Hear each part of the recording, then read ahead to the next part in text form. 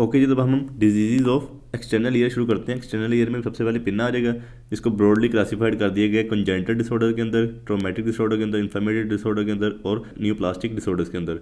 Normally जितने भी अगर किसी ऑर्गन को हमने क्लासिफाइड करना होगा, हाँ इसके कितने कैटेगरीज के डिसऑर्डर हो सकते हैं, तो हम कह देते हैं कि कंजेंटल होगा, ट्रोमेटिक होगा, इन्फ्लेमेटरी होगा, या कुछ मिसलेनियस कॉजेज हो सकते हैं, या फिर कोई ट्यूमर्स वगैरह हो सकते हैं। ठीक है, इसके भी चार तरह की कैटेगरीज हो जाएंगी। सबसे पहले कैटेगरी आ जाएगी कॉन्जेनिटल डिसऑर्डर। कॉन्जेनिटल डिसऑर्डर आप लोगों को पता है कि हमारा जो पिन है बाहर वाली साइड पे आप लोगों को पढ़ाया था मैंने, जिसको हम ओरिकल भी कह रहे थे। ठीक है, उसके कॉन्जेनिटल डिसऑर्डर्स क्या आ सकते हैं, उसमें माइनर भी हो सकते हैं डिफॉर्मिटीज़ या मेजर डिफॉर्मिटीज़ भी हो सकती हैं। सबसे पहले मेजर डिफॉर्मिटीज़ देखते हैं, फिर माइनर डिफॉर्मिटीज़ देखेंगे।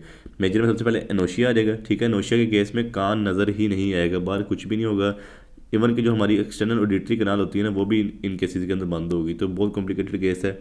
तो इसके अंदर आपको नज़र आ रहा होगा कि जो हमारा कान है ही नहीं है, बिल्कुल कुछ भी नज़र नहीं आ रहा, बाहर जो एक्सटर्नल ऑडिटरी कनाल होगी वो भी नहीं होगी। फिर माइक्रोशिया आ जाएगा, जो कि एक इंपॉर्टेंट कंडीशन है, जिसके अंदर हमें ना पीनट शेप कान देखने को मिलेगा। मतलब इसमें मूंगफली का दाना नहीं होता, वैसा कान देखने को मिलेगा। और इसके साथ साथ क्या मसले मसाइल होंगे कि हमारा जो एक्सटर्नल ऑडिटरी कनाल है उसका भी कोई इशू आ सकता है, या फिर मिडल एयर का भी आ जाएगा, इवन के इंटरनल एयर का भी इशू आ सकता है कुछ केसेस के अंदर। और मोस्टली केसेस देखेंगे कि साथ में हमारी हेयरिंग भी लॉस होती है। नॉर्मली जब कोई बाहर का मसला आ रहा है तो ऐसा होता नहीं है कि अगर एक्सटर्नल ईयर का मसला आ रहा है या पिन्ना का मसला आ रहा है तो हेयरिंग लॉस हो, लेकिन इस कंडीशन के अंदर हेयरिंग लॉस भी होती है। या आप लोगों को पीनट शेप नज़र आ रहा होगा कान, इसको हम कह रहे होते हैं माइक्रोशिया। उसके बाद हमारा आ जाएगा मैक्रोशिया। नाम से पता चल रहा है कि मैक्रो है तो मतलब इसमें कान बहुत बड़ा होगा। उसमें माइक्रो था, छोटा सा कान होगा, इसमें मैक्रो बहुत बड़ा कान होगा, लेकिन इसके साथ कॉम्प्लिकेशन नहीं आ रही होती। माइक्रोशिया में कॉम्प्लिकेशन आ रही होती हैं।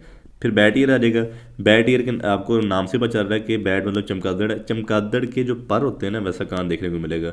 मतलब अंदर से बिल्कुल फ्लैट कान होगा, ना ही इसके अंदर एक तो कोंका, जो हमारा कोंका नॉर्मली जो इतना होना चाहिए हमारा, कोंका नॉर्मली हमारा ना यहाँ तक होना चाहिए, लेकिन इसके अंदर कोंका भी बहुत बड़ा बन रहा होता है। ठीक है, दूसरा तो आपको पता है हेलिक्स ये है, इसके गिर्द हमारे यहाँ पे एंटी हेलिक्स आ रहा होता है, एंटी हेलिक्स भी नहीं है। ठीक है, कोंका भी बहुत बड़ा बन रहा है। ठीक है, एक तरह की फ्लैट सी प्लेस हो जाएगी, मतलब पूरा इस तरह अंदर से कान फ्लैट होगा।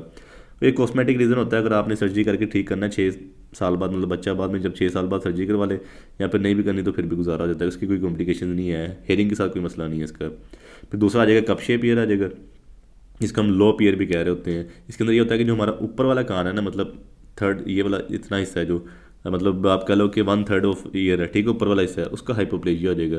हाइपोप्लेजिया में क्या होगा आपको पता है, नॉर्मली जब हमारा हेलिक्स जा रहा होता है वो पूरा का पूरा ऐसे आ रहा होता है, लेकिन इसके अंदर पूरा हेलिक्स नहीं बनेगा ऊपर से। ठीक है, ऊपर से कान नीचे को गिर रहा होगा, और अंदर से एंटी हेलिक्स वगैरह भी सही तरीके से नहीं बने होंगे। कान मतलब मुड़ा होगा, आगे से टर्न लिया होगा, और एक कप शेप दे देगा, पीछे से लोब शेप देगा, सामने से कप शेप दे रहा होगा। ठीक है, तो उसको हम कह देंगे कप पेयर है या लो पेयर है। इसके अंदर फिर कोक्शल ईयर भी आ जाते हैं, स्नेल शेल ईयर भी आ जाते हैं। मतलब ये हमारे आपको पता है समंदर में शेल्स पाए जाते हैं, और उनकी तरह का कान देखने को लगता है। आप गूगल कर लेना तो आपको ना समझ आ जाएगा।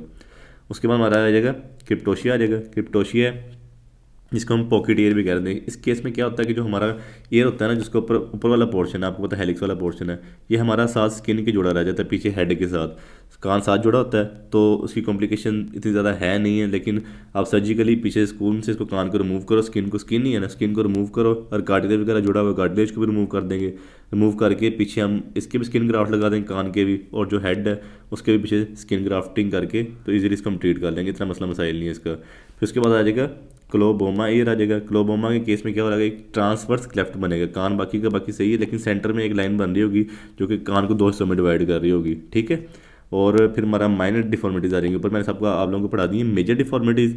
माइनर डिफॉर्मिटीज़ मतलब इतनी खास नहीं है। इसके अंदर ये हो सकता है कि किसी का डार्विन टबरकल नहीं है, मैंने आपको उस केस में बताया था कि कुछ लोगों में डार्विन टबरकल नहीं हो सकता, और ट्रैगस नहीं होगा किसी लोगों में। और एक कंडीशन देखने को मिलेगी, इसको हम कहेंगे स्टाल ईयर। स्टाल ईयर में क्या हो रहा होगा कि हमारा जो एंटी हेलिक्स है, नॉर्मली एंटी हेलिक्स ऐसे जा रहा होता है, ये हेलिक्स ऊपर मारा आ रहा है, नीचे एंटी हेलिक्स आ रहा होता है, लेकिन इस केस में होता है कि एंटी हेलिक्स एक नया ही टर्न दे रहा होता है। ठीक है, और इन केसेस के अंदर ये भी होता है कि जो हमारा हेलिक्स है ना, ये वाला ऊपर वाला, ये भी सही नहीं बनता। इस बच्चे का फिर भी हेलिक्स सही बना हुआ है कि प्रॉपर टर्न ले रहा है, लेकिन इन केसेस के अंदर तो ये हेलिक्स भी स्ट्रेट होता है बिल्कुल, हेलिक्स ने भी कोई टर्न नहीं लिया होता स्टाल ईयर के केसेस में। ठीक है, उसके बाद डिफॉर्मिटीज ऑफ लोब्यूल आ जाएगा। लोब्यूल आपको पता है ये वाला एरिया जो बहुत स्मूथ सा एरिया होता है, ये हो सकता है कुछ केसेस के अंदर लोब्यूल प्रेजेंट ही ना हो, कुछ केसेस के अंदर बहुत छोटा सा लोब्यूल प्रेजेंट हो, और एक बाइफिड लोब्यूल होता है, कंडीशन है बाइफिड लोब्यूल। ठीक है, उसके अंदर हमारा एक ट्रांसवर्स लाइन देखने को मिलेगी अंदर। तो इसकी कॉम्प्लिकेशन कुछ नहीं है, लेकिन बस एक टर्मिनोलॉजीज हैं सारी एयर लोब्यूल के रिलेटेड। उसके बाद हमारा आ जाएगा पेरी ऑरिकुलर टैग, जो कि बहुत कॉमन है, अपेंडिजेस वगैरह होता है, इसको हम कहते हैं पेरी ऑरिकुलर अपेंडेजेस कहते हैं या पेरी ऑरिकुलर टैग्स कहते हैं। या आप लोगों ने अक्सर बच्चों में देखा होगा, अगर हम एक लाइन ड्रॉ करें ना ट्रिगर से लेके माउथ तक, तो इस लाइन के ऊपर नॉर्मली ये अपेंडेजेस बन रहे होते हैं जिनको हम कह रहे हैं पेरियोरिकुलर टैग्स। ठीक है, नॉर्मली एक ही प्रेजेंट होता है, लेकिन इस लाइन के अंदर 2 3 4 प्रेजेंट भी हो सकते हैं। ठीक है, और ये स्किन नहीं होती है, स्किन के अंदर थोड़ा बहुत कार्टिलेजिनियस मटेरियल होता है, इसको हम अगर सर्जिकली रिमूव कर दें तो इसका कोई नुकसान नहीं है। फिर उसके बाद पेरियोरिकल पिट्स आ जाएंगे, या जिसको हम साइनस भी कह रहे थे। पेरियोरिकल पिट्स मतलब छोटा सा डिप्रेशन देखने को मिलेगा, छोटा सा सुराख देखने को मिलेगा। नॉर्मली कहाँ देखने को मिलेगा, जो हमारा ये हेलिक्स का क्रस्ट है ना उसके सामने देखने को मिलेगा, या जो हमारा ट्रेगस होता है उसके सामने देखने को मिलेगा। ठीक है, अगर इसका इन्फेक्शन हो जाएगा तो पस वगैरह रिलीज हो गया, रीकनेट इन्फेक्शन हो, बार बार इन्फेक्शन हो, पस वगैरह निकलना शुरू हो जाए तो बहुत सीवियर कंडीशन हो सकती है। तो इस केसेस के अंदर हम सर्जरी कर देते हैं। और ये एक तरह की एपिथेलियल ट्यूब आ रही होती है। क्यों आ रही होती है, जब हमारी डेवलपमेंट हो रही होती है ना ईयर की ड्यूरिंग बर्थ। ठीक है, तो उस केसेस के अंदर हमारे ट्यूबरकल्स अगर अच्छे तरीके से बंद ना हो तो भी छोटी सी ट्यूब बन जाती है जो एपिथेलियल सेल्स की ट्यूब होती है। और अगर इसके अंदर बैक्टीरिया वगैरह इन्वेड कर देगा तो इन्फेक्शन कर देगा। अगर रिकरेंट इन्फेक्शन होगी तो हम सर्जिकली इसको रिमूव कर देंगे और कोई इसका मसला नहीं है। तो अब हम देख लेते हैं ट्रॉमा से हमारे पिन्ना को क्या मसले मसाइल आ सकते हैं। पहले हमने कंजेनिटल डिसऑर्डर पढ़ लिए, अब हम देखते हैं ट्रॉमा से क्या मसले मसाइल। ट्रॉमा मतलब कोई एक्सीडेंट वगैरह हो गया या फिर मुक्का वगैरह बज गया जो बॉक्सर वगैरह लड़ते हैं। ठीक है, सबसे पहले हमारा आ जाएगा हीमाटोमा। हीमाटोमा समझने से पहले आप लोग थोड़ा सा स्ट्रक्चर समझ लो कि हमारे पिन्ना का स्ट्रक्चर है क्या। एक तो दोनों तरफ स्किन प्रेजेंट है येलो वाली, ठीक है, फिर सामने वाइट वाले लूज कनेक्टिव टिश्यू आ जाएंगे, और फिर हमारा मेन स्ट्रक्चर आ जाएगा कार्टिलेज। कार्टिलेज के दोनों तरफ आएगा पेरिकॉन्डियम जो कि ग्रीन वाली लेयर है। ठीक है, पेरिकॉन्डियम बहुत इंपॉर्टेंट स्ट्रक्चर है, यही हमारी कार्टिलेज को ब्लड सप्लाई कर रहा है। अगर ये ब्लड सप्लाई रुक जाएगी कार्टिलेज की नेक्रोसिस हो जाएगी। ठीक है, तो अब समझते हैं कि हीमाटोमा क्या है। अक्सर औकात आप देखते हो कि जो बॉक्सर वगैरह लड़ते हैं, ठीक है, बाहर से कंप्रेशन आई, मुक्का वगैरह बजा या कोई भी इंजरी हुई, ठीक है, कंप्रेशन आई, अंदर जो हमारा पेरिकॉन्डियम इसके अंदर ब्लड वेसल्स हैं वो फटेंगी तो ब्लड सारा अंदर आएगा हमारे, और यहाँ पे स्टक होके ब्लड क्लोटिंग हो सकती है अगर कुछ देर तक हम ब्लड एस्पायर नहीं करते। नॉर्मली जो प्रोफेशनल्स होते हैं ना जो बॉक्सिंग वगैरह करते हैं तो उनका ब्लड हम एस्पायर कर देते हैं जब जैसे हमें पता चलता है ना कि यहाँ पे स्वेलिंग होगी कान के अंदर, तो हम उनका जो ब्लड होता है ना वहाँ से स्पायर कर लेते हैं ताकि क्लोटिंग ना हो, क्लोटिंग से पहले। अगर यहाँ पे क्लोटिंग वगैरह होगी तो आपको पता है यहाँ बम्प बनेगा, बम्पी सा कान हो जाएगा, जैसे कॉलीफ्लावर होता है जैसे बंद गोभी होती है, तो हम इसको कह रहे होते हैं कि हमारा कॉलीफ्लावर ईयर। देखने में बिल्कुल डायग्राम ऐसी नजर आएगी, इसको हम कहेंगे कॉलीफ्लावर है या पुगलिस्टिक ईयर है, बॉक्सर ईयर है। ये तीनों नाम याद रख लेना अपने अच्छे तरीके से। क्यों बन रहा है, क्योंकि अंदर क्लोट बन रहा है, ब्लड क्लोट बन रहा है, क्लोटिंग की वजह से बाहर बम्पी ईयर हो रहा है और हमें ऐसा ईयर देखने को मिल रहा है। अगर इन केस बाद में इस क्लोट का इन्फेक्शन हो जाता है, इस क्लोट का इन्फेक्शन होगा तो हमारी अंदर सारी की सारी नेक्रोसिस हो जाएगी। ठीक है, कान सारा का सारा ज़ाया हो सकता है। तो इस वजह से हमें इसको बचाने के लिए हम एक तो एस्पायरेशन करते हैं। ठीक है, एस्पायरेशन करके और उसके बाद हम एंटीसेप्टिक वगैरह दे के ट्रीटमेंट कर लेते हैं। अगर एस्पायरेशन से भी मसले मसाइल हल नहीं हो रहे, रिपीटेड एस्पायरेशन कर रहे हैं फिर भी मसले मसाइल नहीं आ रहे, तो फिर हम इंसीजन दे के काट के अंदर से सारा फ्लूइड निकालते हैं। ठीक है, और बहुत ही एहतियात करनी पड़ती है। सारा मसला मसाइल अगर छोटा मोटा भी पीस टूट गया, ब्लड सप्लाई बंद हो जानी है, नीचे वाला पोर्शन फारग हो जाना है। तो इस केस के लिए बहुत सर्जिकल अप्रोच चाहिए, मतलब जो बंदा अच्छा सर्जन होगा वही ये काम कर सकता है। और इसके लिए फिर प्रोफाइलैक्टिक एंटीबायोटिक्स भी देनी पड़ती है पहले ताकि इन्फेक्शन ना फैल सके। कॉलीफ्लावर ईयर, पुगलिस्टिक ईयर और यहाँ फिर इसको हम बॉक्सर ईयर भी कह रहे होंगे। उसके बाद हमारी आ जाएगी लेसिरेशन। लेसिरेशन मतलब कान सेंटर में से कट गया है, किसी वजह से कोई छुरी वगैरह बज गई, कोई ऐसी चीज़ बज गई, कान कट चुका हुआ है, इसकी ऑन द स्पॉट ही हमने सर्जरी कर देनी है। ठीक है, सर्जरी करके ये जो अगर हमारे जो कटे होंगे ये वाले सेंटर में से पेरिकॉन्डियम को अब्जॉर्बेबल सुचर के साथ हमने सुचरिंग कर देनी। इनके अब्जॉर्बेबल सुचर होते हैं मतलब कि दोबारा हमें कान ओपन ही ना करना पड़े। और जो बाहर वाले स्किन है इसको हम नॉन अब्जॉर्बेबल सुचर के साथ कर देंगे, बाद में वो सुचर उतार देंगे। ठीक है, और हमने एहतियात करनी है, देखना है कि क्या जो हमारा पेरिकॉन्डियम है वो कार्टिलेज के साथ जुड़ा हुआ है ना, क्योंकि उसने ब्लड सप्लाई करनी है। और ये भी सर्जरी बहुत ही एहतियात और कमांड के साथ करनी पड़ती है। और उसके बाद हमारा आ जाएगा एवल्जन्स ऑफ पिन्ना, मतलब अगर हो सकता है कि छोटा मोटा पोर्शन उतर गया हुआ है वो पोर्शन दोबारा लगा दो, रीअटैचमेंट कर दो, तो कोई मसले मसाइल नहीं आते, मतलब सक्सेसफुल सर्जरी होती है। अगर हो सकता है पिन्ना पूरा का पूरा उतर जाए तो ये फिर बहुत ही कम केसेस होते हैं कि हम इसको सर्जरी की तरफ जाते हैं। इसके अंदर माइक्रोवास्कुलर टेक्निक्स आ जाती हैं। ठीक है, उसके अंदर हमें कार्टिलेज वगैरह भी रिमूव करना पड़ता है, बदलना पड़ता है, और स्किन वगैरह ग्राफ्टिंग करनी पड़ती है, उसमें ट्रांसप्लांट रिजेक्शन भी आ जाती है। तो इस वजह से बहुत कम केसेस करते हैं। अगर छोटा मोटा पीस उतर जाएगा तो उसको हम रीट्रांसप्लांट कर देंगे, रीअटैचमेंट कर देंगे, उसको कोई मसला मसाइल नहीं आएगा। फिर उसके बाद फ्रॉस्ट बाइट आ जाएगा। फ्रॉस्ट बाइट आप लोगों को पता है जब बहुत ज़्यादा सर्दी होती है तो हमारी कैपिलरीज कॉन्स्ट्रिक्ट कर जाती हैं, डायमीटर डिक्रीज हो जाता है, ब्लड सप्लाई कम हो जाएगी। ठीक है, एक तो हमें एरिथमा देखने को मिलेगा, लाल कान देखने को मिलेगा, दूसरा ओडिमेटस देखने को मिलेगा, मतलब ओडिमा भरा होगा। अगर स्टेजेस बढ़ती जाएंगे आहिस्ता आहिस्ता फिर बुल्ले बन जाएंगे, पानी वाले मतलब दाने से बन जाएंगे, इस तरह से बुल्ले बन जाएंगे, पानी भरा होगा।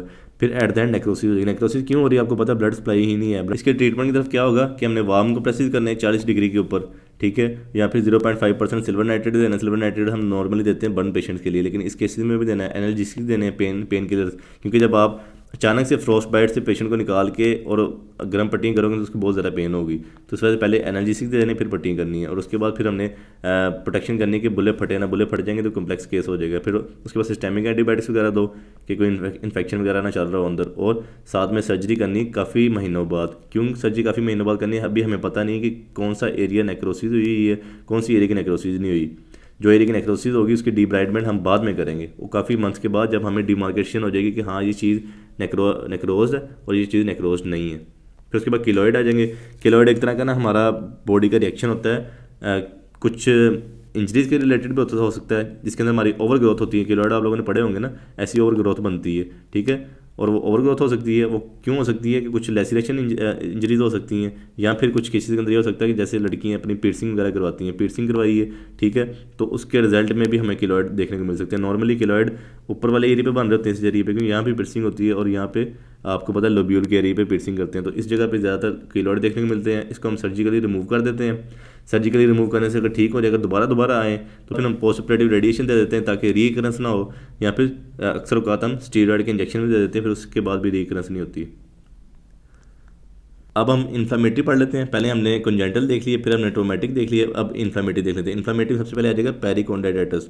आपको पेरिकोंडियम से पता चल रहा होगा, मतलब जो कार्टिलेज के दोनों तरफ पेरिकोंडियम पाया जाता है, ठीक है, उसकी इन्फ्लामेशन है। उसकी इन्फ्लामेशन क्यों हो रही है, अगर सूडोमोनास एरेजिनोसा का इन्फेक्शन हो जाएगा, नॉर्मली मोस्टली केसेस के अंदर ये देखा जाता है, ठीक है।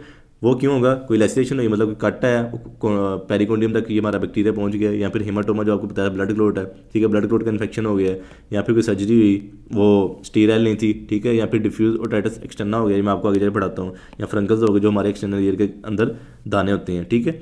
इनके रिजल्ट के बाद हमारा सूडोमोनास एरोजिनोसा का इन्फेक्शन होगा, ठीक है, तो पेरिकोंडाइटिस होगा। पेरिकोंडाइटिस होगा, आपको पता है जब इन्फ्लेमेशन होती है तो हमारी जो वेसल्स है वो क्लूड हो जाती हैं। वेसल्स क्लूड होंगी तो हमारी ब्लड सप्लाई नहीं जाएगी कार्टिलेज को ब्लड सप्लाई नहीं जाएगी तो उसकी नेक्रोसिस होगी।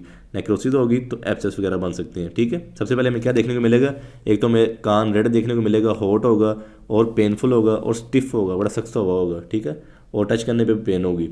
और फिर वो ऐसा अगर हम उसको ट्रीट नहीं करेंगे तो एब्सेस की तरह चल जाएगा, क्यों जा रहा है, नेक्रोसिस हो रही है, उसके बाद एब्सेस बन रहा है, ठीक है। अगर कंडीशन इस स्टेज तक हो, मतलब स्टिफ पिना और रेड से लेके, ठीक है, तो उसके लिए हम क्या ट्रीटमेंट करेंगे, उसके लिए हम सिस्टेमिक एंटीबायोटिक्स दे देंगे, या फिर टॉपिकल एल्यूमिनियम एसीटेट की कंप्रेसिस कर देंगे, या फिर एब्सेस के केस में हमने ड्रेन करना है एब्सेस को, फिर उसको कल्चरल सेंसिटिविटी करनी है, ठीक है, फिर उसके खिलाफ हमने एंटीबायोटिक ट्रीटमेंट दे देना है, ठीक है। और कुछ लोग इसको इस तरह भी ट्रीट करते हैं कि मतलब एब्सेस के अंदर एक कैथेटर डाल देते हैं, ठीक है, और साथ में ड्रिप लगा देते हैं 7 से 10 दिनों के लिए एंटीबायोटिक्स की, ठीक है, और एंटीबायोटिक जाते रहते हैं और उसको ट्रीट कर देते हैं। ड्रेन वगैरह करने का मसला ही नहीं है। अगर ड्रेन वगैरह करते हैं तो उसके बाद आपको पता है कुछ एरियाज हमारे वहाँ पे बीच में नेक्रोसिस भी हुई होगी, फिर उसको भी डिब्राइडमेंट करनी पड़नी है और काफ़ी लंबा प्रोसीजर हो जाना है। तो उसके बाद हमारा आ जाता है रिलैप्सिंग पॉलीकोंडाइटिस, एक रेयर ऑटोइम्यून डिसऑर्डर है। उसके अंदर ये बना होता है कि जो हमारे कुछ कार्टिलेज है ना बॉडी के, उनके खिलाफ एंटीबॉडीज़ बन रही होती हैं। कार्टिलेज भी कौन से ईयर का भी आ सकता है, सेप्टल मतलब जो हमारे नोज़ को सेप्टम दोनों को डिवाइड कर रहा है, ठीक है, उसका कार्टिलेज, या फिर लेरिक्स का कार्टिलेज, ट्रेकिया का, कोस्टल का, मतलब जो रिब्स के अंदर कोस्टल है, ठीक है, उसका कार्टिलेज हो सकता है। और इन सारे कार्टिलेज के खिलाफ हमारी एंटीबॉडीज बनी होगी, एंटीबॉडीज बनेगी, वहाँ पर इन्फ्लेमेशन होगी, ठीक है, तो हमें इन्फ्लेमेशन देखने को मिलेगी कान की भी। तो उस केसेस के अंदर हमने स्टीरॉयड दे देने, काफ़ी हैवी डोजेज दे देने, फिर वो उस टाइम ही रिलैप्स हो जाएगा। और उसके बाद देखते हैं कॉन्डोडर्माटाइटिस नोडुलरिस क्रोनिका हेलिकिस। इसके अंदर क्या होता है कि ना हमारा जो हेलिक्स है बाहर वाला, ठीक है, हेलिक्स आपने याद रखना, हेलिक्स के ना ऊपर छोटे छोटे दाने बन रहे होते हैं, ठीक है, और ये बड़ा पेनफुल कंडीशन होती है। नॉर्मली ये 50 साल के बाद ही होता है और मर्दों के अंदर हो रहा है। छोटे छोटे दाने बनेंगे, ठीक है, और येलो दाने होंगे, और इस साइड पे वो पेशेंट लेट नहीं पाएगा, इतने पेनफुल होंगे, ठीक है। और इसके हम सर्जिकल एक्सीजन करते हैं, दानों को स्किन भी रिमूव कर देते हैं, अंदर से कार्टिलेज भी रिमूव कर देते हैं, फिर ही पेशेंट सुकून में आता है।